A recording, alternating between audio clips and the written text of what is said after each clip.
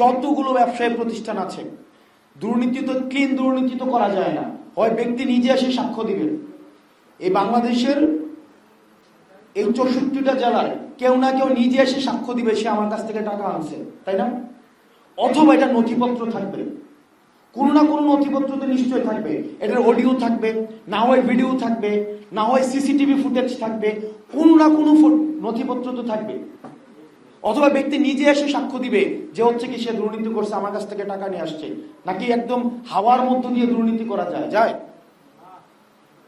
আমি চ্যালেঞ্জ দিচ্ছি, পুরো বাংলাদেশের এই পুরো 1 বছরে একজন ব্যক্তি একটা নথিপত্র, একটা প্রমাণ যদি দিতে পারে যে হাসনাত আব্দুল্লাহ বা তার সহযোদ্ধারা যে দুর্নীতি করেছে, আমরা রাজনীতি থেকে ইস্তফা দিয়ে দিব।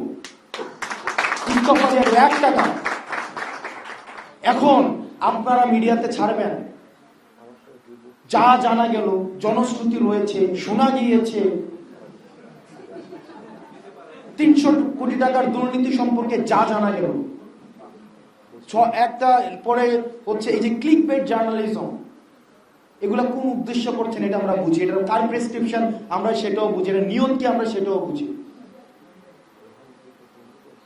আমরা আপনাদের শত্রু না, আপনারা যারা আমাদেরকে শত্রু জ্ঞান করছেন, আমরা আপনাদের শত্রু না। আমরা বাংলাদেশটাকে সুন্দর করতে চাইছিলাম,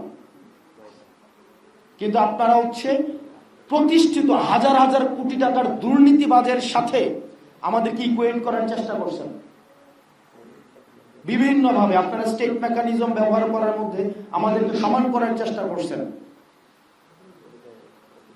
এটার যে মূল্য আমাদেরকে চুকাইতে হবে, সেই জায়গা থেকে আজকে দেখলাম কালের কণ্ঠে আরেকটা নিউজ করছে যে আমরা নাকি আসন ভাগাভাগি করতেছি। 30টা আসন চাইছি, 17টা রাজি হয়েছে।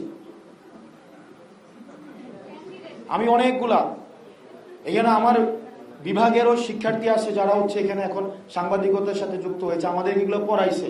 আমরা তো রেফারেন্সিং বুঝি, পড়াশোনা ছাড়া তো এখানে আসি নাই।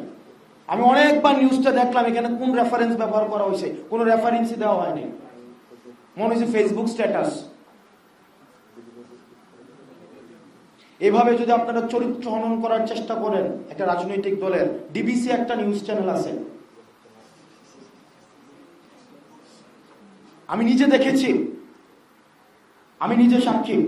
18 জুলাই 19 জুলাই কিভাবে ফোন দিয়ে ডিবিসি হচ্ছে, এবং আমার কাছে এখন প্রমাণ আছে যে কিভাবে হচ্ছে ভিডিওকে ডিস্টর্ট করে। তখন ডিজিএফ এর একজন মিডিয়া নিয়ন্ত্রণ করতো হাসনাত নামে একজন লোক, উনি লেফটেন্যান্ট কর্নেল খুব সম্ভবত ছিল, আমরা অনেকেই চিনতে পারেন। আপনার ওই দিন পদ্মায় কারা কারা ছিলেন? এখানে কি একজনও ছিলেন না পদ্মায়? একজন সাংবাদিকও ছিলেন না ওই দিন? অন্তত 30 জন সাংবাদিক ছিল পদ্মায়। আপনাদেরকে নিউজ কিভাবে লিখে দেওয়া হয়েছে, আমাদের সামনে নিউজ কিভাবে পরিবর্তন করা হয়েছে। এখন আমরা একই প্রেসক্রিপ্ট, এই যে প্যাটার্নটা আমাদের সাথে পরিচিত, আমাদের প্যাটার্নটা আমাদের সাথে পরিচিত, আমরা দেখি। এখন আপনারা যদি বলেন এই রুলস অফ গেম চেঞ্জ না করে আমরা আবার একটা নির্বাচনের দিকে যাব, এটা অসম্ভব। আমাদেরকে বলা হয় আমরা নির্বাচন পিছাইতে চাই। আরে নির্বাচন টাইমলাইন নিয়ে তো আমার সমস্যা নাই, আমার নির্বাচন নভেম্বরও হোক, ডিসেম্বরও হোক, জানুয়ারি হতে হোক, এটা আমার কিচ্ছু আসা যায় না। কিন্তু নির্বাচন, এই রুলস অফ গেম চেঞ্জ করে নির্বাচন হতে হবে।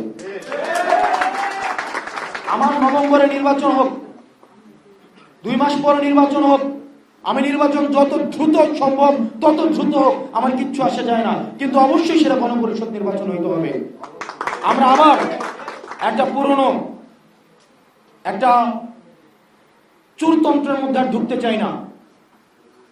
একটা সরকার অর্ধেক পরিচালিত হবে পল্টন থেকে, অর্ধেক পরিচালিত হবে এফবিসিসিআই থেকে, অর্ধেক পরিচালিত হবে হচ্ছে আপনার এই যে গণভবন থেকে, একটু পরিচালিত হবে হচ্ছে বঙ্গভবন থেকে। এই ধরনের রাষ্ট্র ব্যবস্থা চাই না। এটা একটা আপনারা